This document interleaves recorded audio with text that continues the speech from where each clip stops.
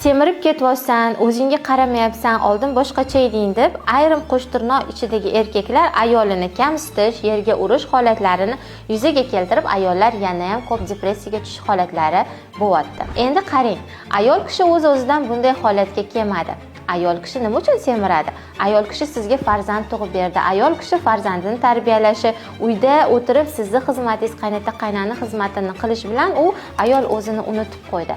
Endi bunday ayollarga san mana shunaqa holatga kelding, sen menga kerak emassan deb emas, balki uni mana shu holati uni salomatligiga, uni resurs holatiga salbiy oqibatlar olib kelishi bilan birgalikda unga chiroyli yo'naltira olish va unga asta-sekinlik bilan qadamlar qo'yish uchun siz unga motivatsiya berishingiz va ayolingizga, ya'ni tanqid bilan emas, ustoz sifatida unga yo'l yo'riq ko'rsatsangiz, oilada u sizga nafaqat nafrat bilan, balki hurmat bilan qarashni boshlaydi. Agar ma'lumotlar sizga qiziq bo'lsa, sahifamga obuna bo'ling va bizni kuzatishda davom eting.